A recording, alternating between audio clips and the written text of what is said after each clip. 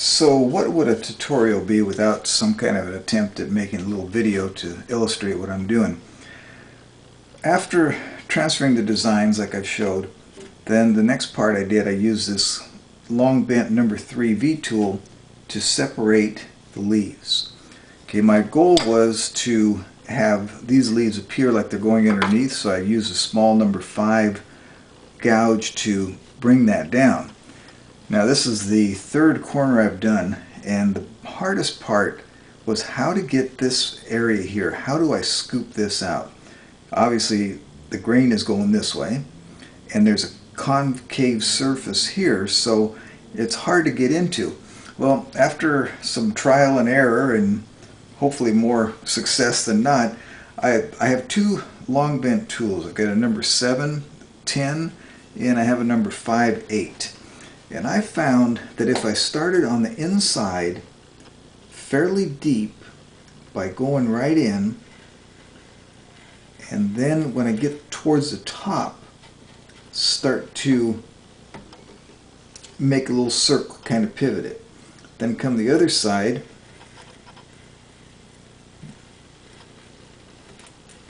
do the same thing, and then almost just spin that chisel around. Try to get that chip out of there. Now, as you can see, it's not the smoothest, so now it's a matter, and I'm thinking to myself, okay, how is a leaf, how does it look? But by doing this little spinning action at the top and almost coming back down to it, I was able to make it look leaf-like. Okay, there's always going to be some tear out, but it's almost just by looking to see where the high spots are and taking this gouge and very lightly try to bring that in. I also have a number 5, and I find sometimes coming from the other side, you really have to listen to the grain. I mean, you can kind of hear it either cooperating or not.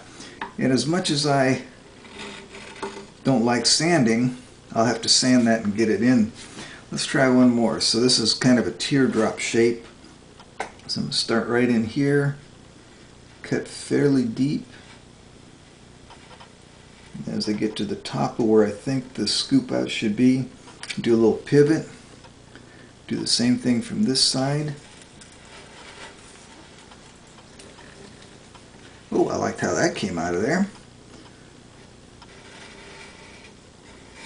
And then I just kind of think to myself, okay, this looks like it should go this direction a little bit more.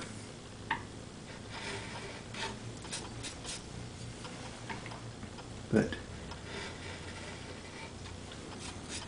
it's kind of, things are getting better the more I do it. There's 7 of these to do. Now these little guys here, I used the number 9, 3, and I just came in. It's almost a veining tool, really. Just came in halfway. Camera's in the way, so I'll try it this way. Came in halfway. Try to pop that out of there. This one's a little bit wider.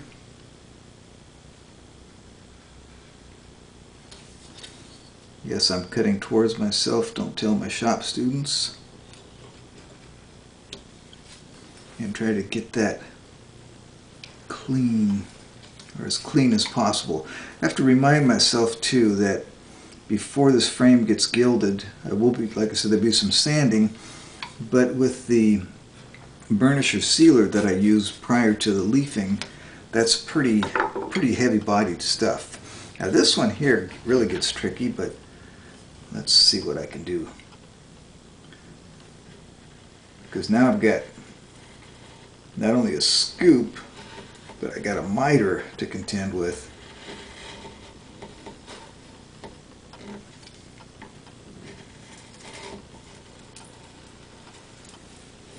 But bringing it around seems to be the technique. And I tell you, I've not seen anything that tells somebody how you accomplish this, or how you even try. So hopefully if you're ever to the point where you think, oh, I think I'd like to take this on, this looks interesting, well, this is my best shot that I can give you. But again, that pivot, and these pieces, each piece is just a little bit different.